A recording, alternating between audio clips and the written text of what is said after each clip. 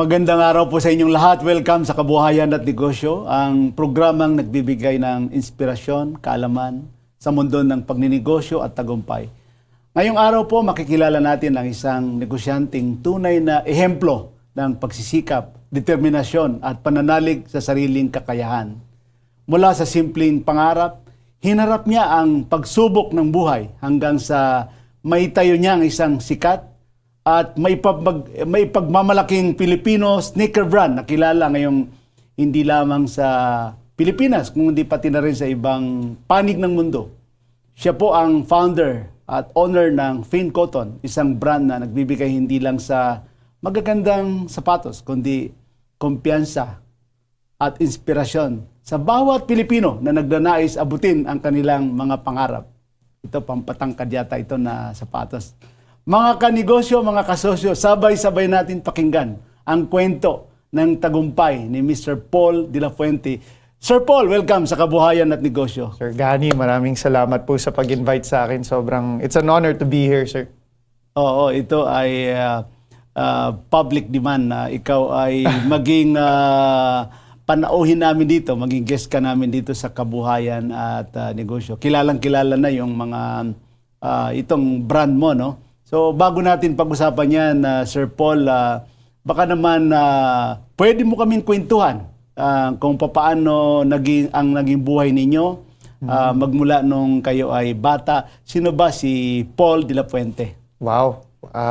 Sir Gani, well, first of all, thank you for inviting me, no?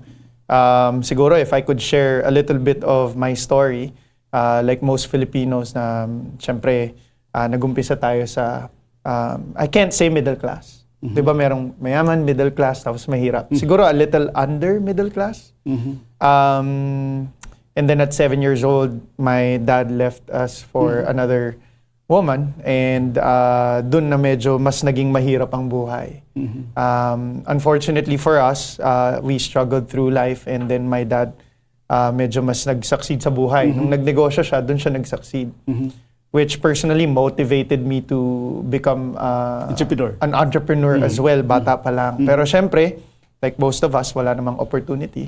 So you have to go through life. Mag-aaral ka muna, and then magtatrabaho. And then habang nag-iipon, nagtatry ka rin magnegosyo. So fast forward to adulthood, 7 years ako into banking. And for OFWs out there, nag-start din po akong mag-OFW. Nag-work po ako sa Singapore for 4 years. After saving a little bit of money, sabi ko, let me try to go into business. That was back 2013, 2012. Went into networking. Lahat naman tayo, pag nag-start ng negosyo, hindi alam kung anong umpisahan. Try muna mag-sales. Mm-hmm. Found a little bit of success there, but sabi ko, gusto ko eventually yung mag-traditional business. Since nag-DTI kayo, sir, siguro you're familiar with the first business venture that I went into, lalo na, relevant siya ngayon, no? Was the Floodguard car bag. Yes. Ito yung bag na isushoot mo yung sasakyan mo, tapos nasisave yung sasakyan pag bumabaha. Mm-hmm. Unfortunately, when I was trying to get an investor, it's known naman on TV kung saan ako nag-try maghanap ng investor. Medyo naipit ako sa gitna dun sa investor na yon. So I lost the business as well.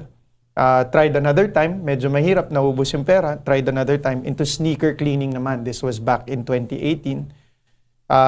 Within a year, naka 5 branches ako, sir. As in, walang external funding, talagang through just the one branch. Within a year, naka 5 branches ako, sobrang bilis. But in 2020, biglang pumutok yung pandemic. And all of our stores were in malls. Ito na naman. Talo na naman. And dun talaga naramdaman ko yung pinakadapang-dapa at naubos yung pera. Because wala rin naman way maghanap ng work during that time kasi sarado yung mundo. I went into e-commerce. Mm-hmm. And dun sa e-commerce, as I sold multiple different products, na-realize ko, maybe this is the time for me to fulfill my dream of starting a sneaker brand. Mm-hmm. So in August of 2020, nag-decide akong mag-source ng shoes from China, and then I sold it through Facebook ads. And the good thing is I got a shout out from Floyd Mayweather. So during that time, nung shinout out ni Floyd Mayweather yung Finn Cotton, doon na naniwala yung buong Pilipinas na, wow, ano tong Filipino brand na kahit si Floyd Mayweather, shinout out yung brand na to. So doon na nag-momentum. Fast forward to today, 5 years after, we're now expanding with more stores in the Philippines by first quarter next year. And at the same time, globally, we already have an office in Dubai na. Nakaka-inspire talaga, Sir Paul, ang iyong kwento, mga pinagdadaanan nyo at yung humble beginning. Pero bago natin talaga pag-usapan itong napaka-successful na negosyo mo, no? Yes, sir.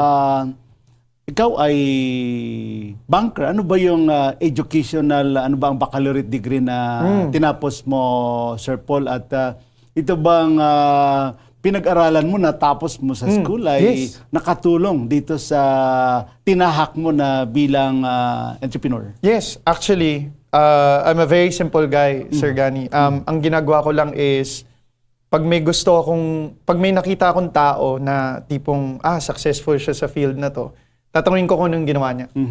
So when I was in college, nililigawan ko yung wife ko na ngayon. So that was 22 years Your ago. ex-girlfriend. My ex-girlfriend, now wife. Ang sabi ko sa kanya, kasi kami walang pera, siya meron eh. Sabi ko, anong ginagawa ng magulang mo? Ang sabi niya, sa bangko. So that term, nag-file ako kaagad mag-shift ng course into banking. Okay. Sabi ko, mayaman pala dito, may pera. So Oo. nag-banking ako kaagad and then tinapos ko yung course. And then I went So banking and finance ang ano mo? financial management. Tapos the first and only bank na talagang nag-alaga din sa akin talaga is Deutsche Bank. Doon ako nag-apply. And swerte naman, nagkaroon ng career progression. When I was 24 years old, I was moved already to Singapore as AVP na yung role ko. Wow. So bago ka pumunta sa Singapore bilang AVP, no? Ikaw ay sumubok din sa Pilipinas sa corporate world. Yes. So ikaw ba nung bata ka, Sir Paul, pangarap mo ba na hindi ka lang pang-corporate, ay pangarap mo rin ba na balang araw ako ay pagiging matagumpay na negosyante? Yes, actually Sir Gani, nung bata talaga ako, ang goal ko lang talaga is to have a better life, 'di ba? Kasi syempre galing sa wala. Then yun nga, I asked my wife noon. Sabi ko, saan ba may pera? Sabi niya sa banking daw. Pero while I was in the banking industry, napansin ko na merong mga tao na nasa negosyo, may oras. Yun yung wala ako eh. Everyday nasa desk lang ako, nagtatype. And that's when I realized, sabi ko sa sarili ko, baka meron pang something na meant for me. So nag-ipon lang ako for 7 years in the corporate industry. And then nag-decide ako, resign ka agad. And then nakipagsapalaran. I wouldn't suggest it Sir Gani, kasi syempre mas maganda pagsabayin eh. Pero gigil talaga ako noon and naniniwala ako sa sarili ko na kaya ko. So nag-resign ako kaagad. I think I was 27 years old noong time na yun. Habang bata pa. Makipagsapalaran na tayo. So nag-resign ako and then went into business. Pero sa corporate world, lalo na nasa international banking, Singapore, medyo mataas Malaki na yung pera nun. sweldo. Totoo yun. Ano ba talaga yung influence sa'yo na parang napakalaking sugal sa tatahakin mo na buhay na magninegosyo ako samantala being a banker in an international bank, nasa Singapore ka pa, napaka-saya. Alam mo naman ng Singapore. So, ano ba talaga yung naging influence sa'yo na ganun ka-determinado, ganun ka-dedicated na tahakin mo ang pagninegosyo, Sir Paul? Sir Gani, sometimes marirealize mo pag nasa iyo na yung pera, na meron ka pa palang hinahanap more than just the earnings. I'm sure you know what I mean. Yes. And nung time na yun, I was looking for purpose. Meaning, something bigger than what I'm currently doing. So that's what inspired me na kahit malaki na yung kinikita sa Singapore, sabi ko sa sarili ko, I think I'm meant for something bigger. And then sinugal ko yon. So, ngayon masasabi ko sulit naman. But it took me 15 years before ko siya naabot. So talagang for aspiring entrepreneurs, hindi siya mabilis. Oo. So bakit yun nabanggit mo yung bank financial management Yes. at ikaw ay marami kang pinagdaanan nung bata ka, parang may naging health issue ka pa na nabasa ko, parang na-diagnose ADHD. ka. So Yes. ito ba ay mga nakatulong itong mga naranasan mo nung bata ka na talagang determinado ka at naging presidente ka pa yata ng student council. Oo, dami kong ginawa ng bata, no? So, hindi ito nakaapekto yung karanasan mo nung bata ka. Sabi mo nga medyo naghiwalay yung parents mo and then yung na-diagnose ka ng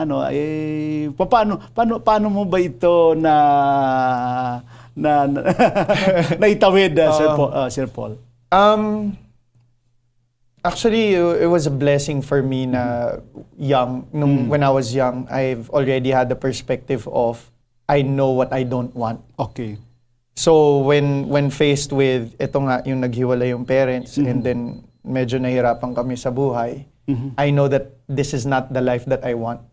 So tinabaho ko kaagad na parang sige, bibilisan ko para gumanda-ganda yung buhay. Hindi ako yung nagrebelde. When it comes to ADHD naman, yan ang mahirap. Okay. Pero mapapansin mo rin, most successful CEOs in the international scene, the Steve Jobs of the world, yung mga ganyan, karamihan sa kanila may ADHD. Yes, Kasi yes. you can't put them in a box. Hindi mo sila mapipigilan sa isang bagay na alam nilang kaya nilang gawin. So kahit every single time that there's a failure, hindi sila Meron akong sinasabi, Sir Gani, lagi. Di ba, laging sinasabi ng tao, may pinagdadaanan ako eh. Tama? Yes, yes. I always say, pag may pinagdadaanan ka, daanan mo lang. Kaya nga yan tinatawag na pinagdadaanan. Kasi dadaanan mo lang. Okay. Hindi naman yan tinawag na pinagtatambayan eh. Kung pinagtatambayan yan, magstay ka. Parang, these two will pass. Correct. So, because I have yung ADHD, I knew na parang every single failure that I face, tuloy-tuloy lang. Hindi ako nagsistay doon. Hindi ko siya tinatambayan. Dinadaanan ko lang. So, ang bilis nung transition into next step. Bagsak ulit. Next step ulit. Parang yun nangyari nung nag-pandemic. Naubos lahat sa amin. Pero sa akin, nung panahon na yun, sabi ko lang sa sarili ko, anong sumunod? Anong next na gagawin? Ano yung next na gagawin? And it became a gift for me. So, for anyone who has ADHD there or yung may mga anak na may ADHD, I think it's a gift, 'di ba? Na pwede mong i-harness. Na if you harness it well, malayo maabot mo. Oo, tama-tama 'yan, no? Kasi yung mga suki natin dito, mga kasosyo natin, kanegosyo na nanonood na marami silang napupulot dito sa kwentuhan natin. Yes, At ikaw ba bago mo gawin itong negosyo mo, may mga negosyo ka rin ba na pinasok na talaga masasabi mo na pumalpak? Lahat. At paano mo? So lahat. So Lahat. bago Million. Oo. Million ang lugi. Alam mo nyo, sir, and I'm sure you know this already, masasabi natin sa mga viewers natin. Every failure is your tuition fee to success eh. And kailangan mong daanan yung mga failures para matuto ka on how to become successful. I don't think we will reach this scale sa FinCotton kung hindi ako nag-fail doon sa mga yung mga old businesses ko. Nag-networking ako, nag-fail ako doon. Yung flood guard ko, nakakala ko buong mundo. Buong mundo, napansin na ako noon. Mga CNN, NBC, kahit CBS sa Amerika, na-feature ako. May mga umorder sa Amerika, So umorder hindi sa Dubai. na pumalpak din yung negosyo? Pumalpak din yun. Because I let the wrong people in. Naipit ako sa gitna and naubos din ako doon. Yung sneaker cleaning ko, wala naman tayong magagawa. Nag-pandemic. Oo. Diba? But the thing is, pag sumuko ka in between, paano mo mahanap yung susunod na success? Sabi nga nila, the temptation to quit is strongest when success is just around the corner. Yung tipong last na try mo na, sumuko ka pa. So ako, swerte ko, nung last na try na, nung nag-pandemic na at naubos na yung pera namin mag-asawa, sabi lang nung asawa ko sa akin, try mo one last time. Wala na rin lang naman mawawala kasi sarado na rin lang naman ang mundo. Then dun biglang pumutok. Pabantayan ka naman ni Lord eh. Alalayan ka palagi. Okay, tama-tama yan, no? Kasi gusto ko talaga, lalo na yung mga aspiring entrepreneurs Yes, sir. na gusto nila mag-umpisa rin. At yung mga success story, kasi marami na rin tayong na-feature dito na mga katulad ninyo na talagang nagtagumpay sa negosyo. Pero paano mo talaga naisip itong napaka-successful na negosyo mo at paano mo ito inumpisahan, Sir Paul? Okay. Naghanap ako ng isang when building a business, and if you don't mind, Yeah, sabihin please, natin sa please. mga followers natin, no? When starting a business, you need to solve a problem, address a need. So, problem solver ka. Yes, yes. I know for a fact na maraming tao na kasi ang laging sinasabi pag sa sapatos, kailangan sneakerhead, kailangan maganda design, kailangan ganyan. Pero ang hindi napapansin ng tao, mas malaking part ng population, yung hindi naman, yung gusto simple lang. Yung hindi naman siya yung kailangan ganitong brand. Naghahanap lang siya ng bagay sa kanya. That's probably 95% of the market, and only Or 5%. more. Yes, or more. And only the 5% of the market yung talaga naghahanap ng branded, may specific design, or yung hype yung tinatawag natin Yes, sa sneakers. So I address the need of the 95 na wala silang mapili na hindi hype na sapatos. There was a time nung 2020, we call ourselves the style for the stylists. Mga tito, you and Yes. me, Oo. polo shirt lang, pantalon, and then kahit Pwede anong na. sapatos, ibabagay. Oo. So yun yung nakuha naming market segment nung time na yun. Na plug and play shoes, na pwedeng t-shirt lang, pantalon, t-shirt, shorts, then sapatos na. So, and ang maganda dito, lahat naman ng tao may paa eh. Diba? So meaning to say, dahil lahat naman tayo may paa, there's a need to para suotan ng sapatos yung mga paa na yan. So, doon ka talaga nakakuha ng idea at Yes. saan naman, Sir Paul, nanggaling? Paano mo naman naisip yung pangalan na Fincoton? Okay. Oo, para ito na yung tuloy-tuloy natin Yes, Sir pag-usapan. Gani. Okay, Sir Gani, well, first of all, no, syempre, I'm a proud Filipino, right? But for me to be able to expand this or scale this on a global level, hindi ko pwedeng pangalanan na Filipino word kalasag, yung mga ganyan, di ba? Or kahit nga pangalan ko Paul de la Fuente. Baka akalain ng mga tao, couturier ako. hindi angkop yung pangalan, di ba? Oo. So I needed to look for, mapapansin mo pag fashion brand, pangalan ng tao. Correct. Di ba? Louis Vuitton, Gucci, Versace, ganyan, di ba? Tommy Hilfiger, Ralph Lauren. So naghanap ako ng Western name na pwedeng ibagay na na pwede kong, pag nagtayo ako ng store sa Amerika, papansinin siya, uy, this is a new brand. Hindi yung tipong kukwestiyonin pa kung ano. So Finn actually is the name of my dog. And then Cotton is actually, naghanap ako ng word that's synonymous to comfort. And then nung nabuo namin yung pangalang Finn Cotton, bigla na lang, ano na siya, naging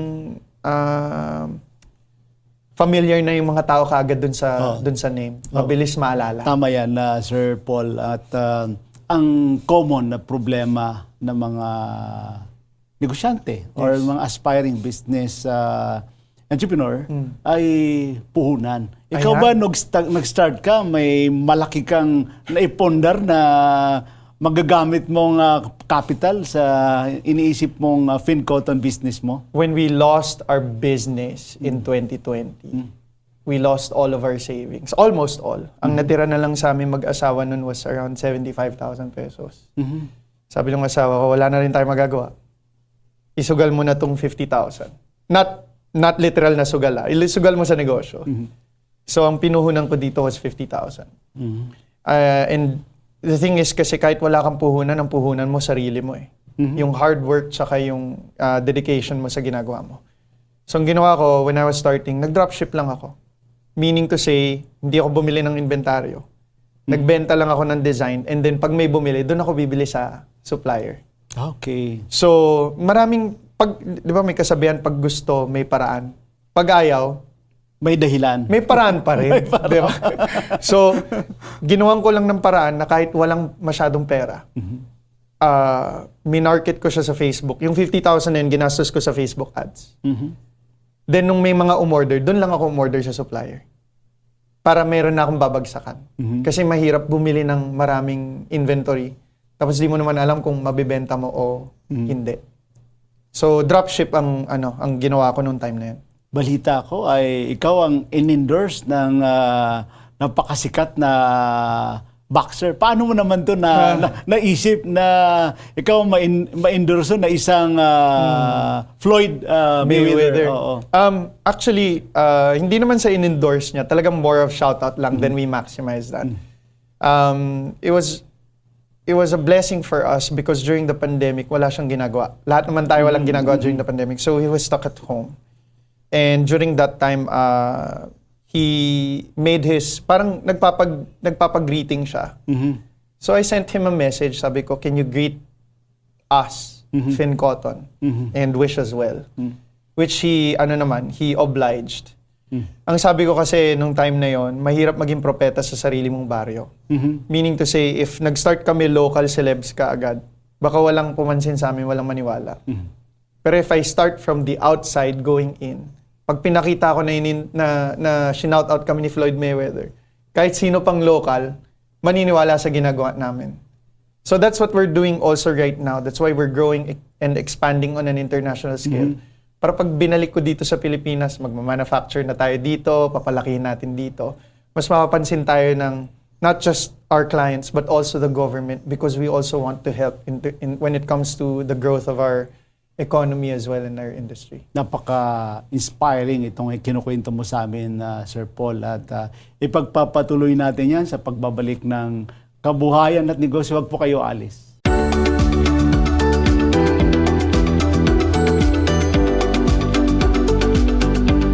Happy birthday, Abby! Happy birthday, Abby! I love you! Happy birthday, former Undersecretary Abdelghani Makatuman. I wish you love, good health, and happiness.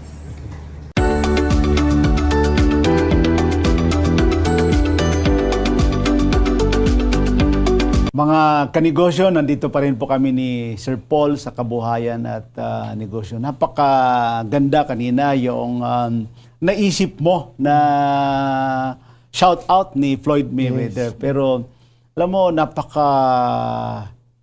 hirap din itong pinasok mo at ikaw ay nagtagumpay dito sa sneaker brand. Sir Paul, sa dami ng brand na mga sneaker brand, mga international event dito sa local at dito sa mga neighboring Asian country natin ay magaganda at yung quality ng mga sneaker brand ay talagang tinatangkilik. Ikaw ba, ano yung naiiba dito sa Finn Cotton kumpara sa mga ibang sneaker brand at paano ka nakikipag-compete sa mga international sneaker brand? Actually, ako, Sir Gani, I wouldn't suggest anyone to go into the shoe business kasi talagang sobrang imposible mag-succeed. And I think I'm very grateful to my team kasi yung imposible naging posible para sa amin. For you, we don't compete, we collaborate, but most of all, we know our identity. So sa Finn Cotton, simple lang naman ang binibigay namin, confidence, kumpiyansa sa sarili. So pag sinuot mo yung sapatos namin, it gives you that boost in confidence. Lahat ng, and mararamdaman mo to pag na-wear mo na yung shoes namin, especially yung 3-inch boost. So pag sinuot mo yan, kunwari, ako, 5'9" ako. And then I wear the shoe, nagiging 6 feet ako. Yung tipong, somehow may part ng katawan ko biglang gumaganon yung balikat ko. Yung confidence. Tapos biglang naglalakad ka sa loob ng kwarto, mga bago kilala mo or mga matagal mo nang di nakilala, biglang yung lakad mo, gumigewang kang ganyan, kala mo, lakad varsity. May magic. May magic. That boost in confidence is what we're selling. We're not just selling shoes, we're selling confidence. Oo. And the lifestyle shoes, we're selling confidence knowing that bagay yung sapatos mo and the quality of the shoes, maganda, the athletic wear din, yung confidence na hindi siya masisira and it will boost your performance as well. So yun yung we're all about confidence. That's what we're selling, that's what we're giving. And that's how we compete. Collaborate with the market. Paano nyo na papanatili, Sir Paul, ang quality, yung style, at of course, abot kayang presyo, no? Kasi kung makikita natin itong brand mo ay talagang yung presyo, medyo ano rin. Competitive din.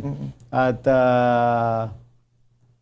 pumupogi yung lalaki dito kasi ginagawa mong mas matangkad. So paano nyo ito nagagawa, Sir Paul? Well, like I said kanina, no, we want to go back into the Philippines into the future and help our industry and infrastructure. Right now, our manufacturing is in China. And in China kasi, everything is provincialized. So may isang province na puro yun lang yung ginagawa, yun yung industry. So there's a province in China na yun lang yung industry, footwear. So meaning to say, the skills, the materials, the infrastructure is made for footwear. And I want to bring that back home here, pag kaya na namin.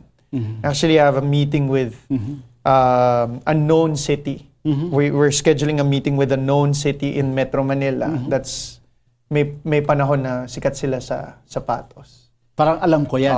So we're going into a meeting, and I could be a consultant for them on how to build this city into a shoe industry na yung infrastructure is built to make shoes. Nandun na yung infrastructure, nandun na yung education, nandun na yung suppliers and everything. Kailangan kasi magkakadikit.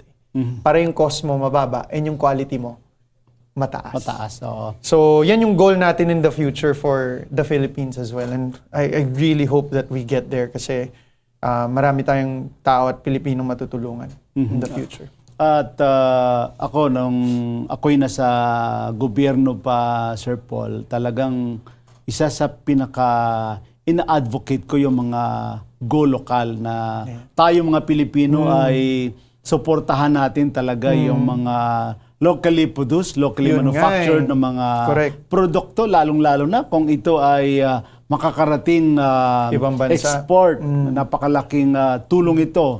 At siyempre, nakaka-create din ito ng mga jobs, trabaho para sa mga kababayan natin. At ang katanungan ko sa iyo, Sir Paul, gaano kahalaga sa inyo magpakita ng Filipino identity sa inyong brand? Actually, sir, I'll be honest, no, we're not producing the shoes yet in the country because it's just economically impossible right now with the current infrastructure that we have. But that's one of our ultimate goals in the future. The jobs that we are making right now is on the marketing side and the service side. Meaning to say, the people on the back end na nagmamarket ng mga products, nagko-customer service and sales on the back end. Yun yung nabibigyan natin ng trabaho ngayon. But I really am aiming within the next probably 5 to 10 years that we manufacture a portion of our products here. Yun talaga. We need to just make it a conducive environment for manufacturers to go here and build here, diba? Paano nyo ba nakukuha yung pulso o gusto na yung mga customer? Ikaw ba ay nakatutok din sa mga customer feedback? Yes. At sa tingin mo ba ang social media rin malaking tulong sa negosyo mo, Sir Paul? Kung walang social media, walang Fingoton. 99% of our sales was generated off of social media. Wow. So, you have to adapt with changing times, 'di ba? Hindi na ng panahon na print ads or television ads, 'di ba? Lumalaban na rin ang social media. So ngayon, 'di ba, just like you guys, nasa social media na rin kayo. Correct. 'Di ba? That's where people stay the most right now on their phones. Kailangan mong hanapin kung saan tumatambay ang tao which is sa cellphone. And kung sa cellphone sila tumatambay, kailangan mong hanapin kung saan sila, anong platform sila talagang nagsistay. And then dun ka magpakita. And the thing right now, Sir Gani, hindi na rin pwede yung parang i-advertise mo lang. Kailangan gagawan mo ng storya. Kailangan gagawan mo ng katatawanan. Kailangan hindi siya masyadong straight to your face na, binibentahan kita. But rather, meron kang story na value na binibigay dun sa viewers and followers mo. As a business founder, no, at Yes, sir. nakikita ko talagang in a span of 3-4 years ay lumago itong negosyo mo, Sir Paul. Paano nyo ba nabuo ang team nyo at ano ba yung sikreto mo rin sa company culture sa Fincoton? Napaka ganda siguro yan na makabigay tayo ng tip sa mga ibang aspiring business individual. Yeah. We build off of communication, contextualization, and culture. If hindi ka marunong mag-communicate, if hindi ka marunong mag-contextualize, at hindi yung culture mo, yung pinanggalingan mo, nang loloko ka lang, ganyan. Hindi ka babagay Nambobola. nang bobola, Oh, yeah. yung dinadaan lahat sa salita, pero wala naman talagang laman. Hindi ka babagay sa amin. So, slowly through the 5 years that we've been building, I'm blessed enough to find the right people in the organization. But I think if you want to start your business, it has to start from solid communication. Kasi kung hindi malinaw ang pakikipag-usap or pakikipag-communicate mo sa kapwa mo, colleagues, hindi nyo mabibuild as fast. Mas prone kayo to mistakes. For you to be able to do that, contextualization. Kami lagi, pag nagmi-meeting kami, before mo sabihin or i-drive kung ano man yung gusto mong i-drive, i-contextualize mo muna. Saan ka nang gagaling? Why? Diba? It's always the why. Because if you know the why, the how will follow. So the right contextualization speeds up the growth of your organization. Maano talaga kami, mapili kami. And most of the team members in my organization, puro bata. Karamihan fresh grad. Binibuild namin from scratch. So mag-start ka entry level, pero mabilis kami mag-promote. Basta so long as you want to add value to yourself and the people around you, we will add value to you. And that's the culture that we've been building in Fincoton, and I'm very, very proud na na-build namin yan. So for anyone who wants to, naghahanap ng trabaho, di ba? Let us know. Message nyo lang kami sa page, di ba? If alam mong babagay ka sa culture namin, we're very open to invite you. Ano ba yung style mo as a company leader? Ikaw ba ay stricto, Sir Paul? Paano kayo nagde-decision sa mahalagang bagay, lalong-lalo na sa mga crisis at mga kawalang katsakan na business direction. Pero bago mo sagutin yan, Sir Paul, mag-break muna Break tayo. time. Huwag po kaalis. Magbabalik po ang kabuhayan at negosyo.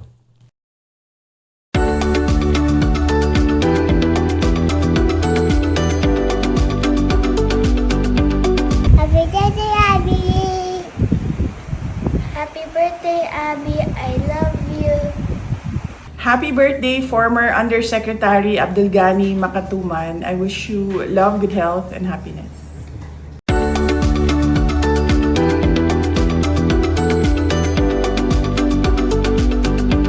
Nandito pa rin po kami ni Sir Paul sa Kabuhayan at Negosyo. Kanina may tinanong ako sa iyo, Sir Paul, ano ba yung mga decision making mo? Ano ba yung leadership style mo na pwedeng makapulot aral yung mga taga-subaybay natin, mga suki natin? Well, leadership style, I'm a mentor. And mentors hold people accountable. So you can call it strict or whatsoever, but pag may mali, you hold them accountable. And you just, and I'm a communicator. So, and nakuha ko rin to, sir, kasi 4 years ako nagtrabaho sa Singapore. And Singaporeans, diretso magsalita. Yes. Diba? Oo. Compared sa Pilipino na mabilis Paliko- ma-offend, oo. paliko-liko, ganyan. Oo. Singapore, kung ano yung gusto sabihin, yun kaagad. So, nasanay ako doon. So, sa amin sa team, I encourage everyone to just talk straight, diretsahan na wala nang paligoy-ligoy. And yun nga, we hold each other accountable to a certain standard. And I think that's the reason why we're hitting the numbers that we're hitting is because we're all dedicated to excellence. Not perfection. It can never be perfect. But at least the way we do our work and the value that we try to bring, kailangan lagi kang may dalang excellence sa workplace. So, ganun kami mag-build. And that's my leadership style with the team.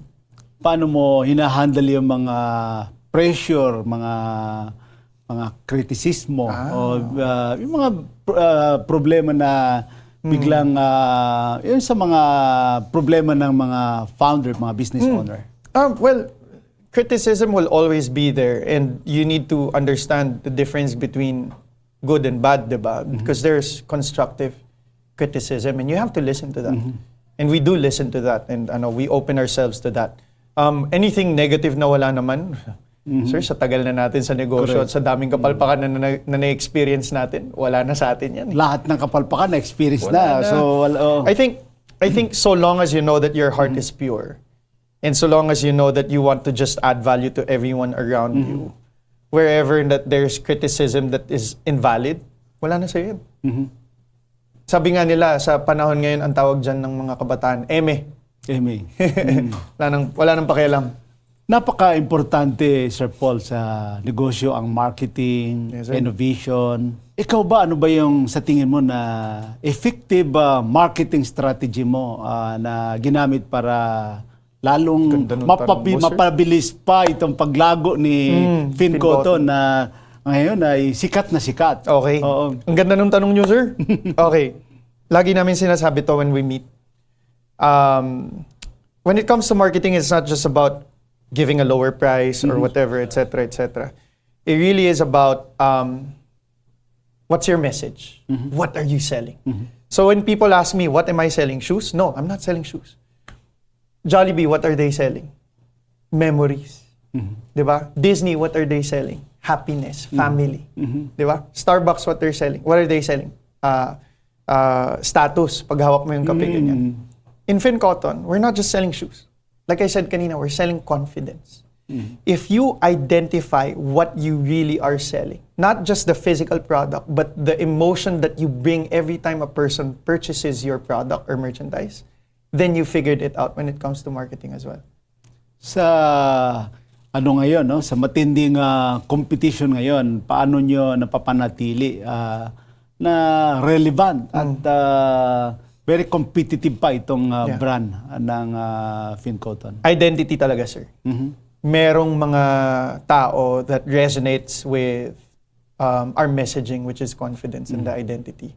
And I think partnering with certain people, influencers, celebrities, that people resonate with as well. Na parang kung si ganito sinusot yan, ako din ganyan. And I think at the same time, people like something na new. It's a new flavor in the market. But syempre, delikado rin yung new flavor in the market kasi maluluma din yan. So every single time, every year, every quarter, we think of ways on how we innovate, how we offer more value. So people will continuously look forward to what we're gonna offer next. Ito ba ay safe gamitin ng mga mga athlete, lalong-lalo na sa field ng basketball game, no? Kasi ito ay pampatangkad. So ano ba yung masasabi mo sa safety ng Finn Cotton? Well, we have different lines. Yung pampatangkad is what we call the Power Up Collection. So ang basic purpose lang niya talaga is pangporma, pampatangkad. But we also have the athletic line, the sports line. Doon naman yung basketball. Hindi yun pampatangkad. Okay. Ano lang yun? Meron din kaming running shoes, meron ganyan. Meron din kaming lifestyle shoes. The lifestyle naman is yung regular day, na hindi mo naman kailangan magpatangkad. So, sinesegment din namin each line to address a certain demographic. So, iba-iba din. Ano ba ang plano mo, Sir Paul, sa Finn Cotton? Kayo ba ay palalakihin nyo ito in the international market? Ano ba nakikita mo in the next 10 to 20 years si Finn Cotton na magiging global brand ito, Sir Paul? Right now, the Dubai initiative is focused on multi-brand launch. Meaning to say, each niched market will have a specific brand under the Finn Cotton umbrella. So, meron kaming magiging female line, meron kaming children's line. Iba't ibang brand na to. Hindi na siya yung tipong yung kumbaga parang Finn Cotton and then Power Up Sports, ganyan. It will be its own brand on the international scale. So, that's what we're working on right now in Dubai. And hopefully within the next 5 years, we will have around 8 brands that we will be operating across the globe. Ano yung mga physical store natin para sa mga tagapanood, Right. mga viewers natin, paano sila makaka-order, Right. ano ba yung mga, saan nila makikita si FinCotton? Correct. Well, we have 2 physical stores. Medyo malakas yung mga physical stores natin, Ayala Malls, Manila Bay, and SM North EDSA.